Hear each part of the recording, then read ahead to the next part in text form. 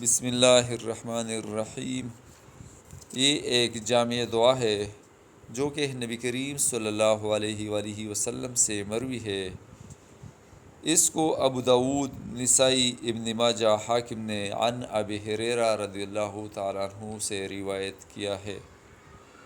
اس دعا میں ہم اللہ تعالیٰ سے مانگتے ہیں، ہم اللہ تعالیٰ سے درخواست کرتے ہیں کہ ہمیں غریبی، فقر و فاقہ، مسکینی، بھوک و افلاس، ذلیل ہونے سے، خوار ہونے سے، ذلت کی زندگی سے، ظالم بننے سے، اور یہ کہ مظلوم بننے سے، کہ کوئی ہم پر ظلم کرے، اس سے پناہ مانگتے ہیں۔ ہم اللہ تعالیٰ سے پناہ مانگتے ہیں۔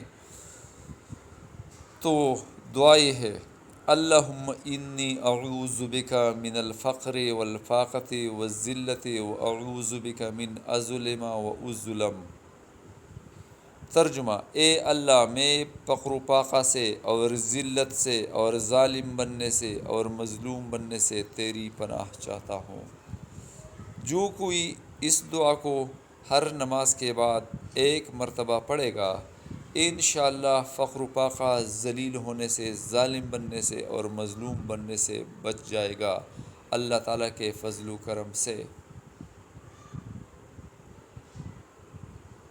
اگر کوئی ہر نماز کے بعد یہ دعا نہیں مانگ سکتا تو کم از کم صبح شام یہ دعا ضرور پڑھے، تاکہ اللہ تعالیٰ ہم سب کو فقر و فاقہ، ذلت سے، ظالم بننے سے اور مظلوم بننے سے بچائے۔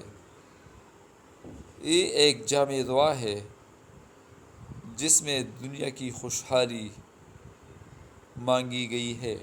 اللہ تعالیٰ ہم سب کو دنیا و آخرت میں سرخرو کرے اور ہمیں دنیا اور آخرت میں بھوک و افلاس سے، ذلیل ہونے سے اور ظالم اور مظلوم بننے سے بچائے۔ آمین ثم آمین۔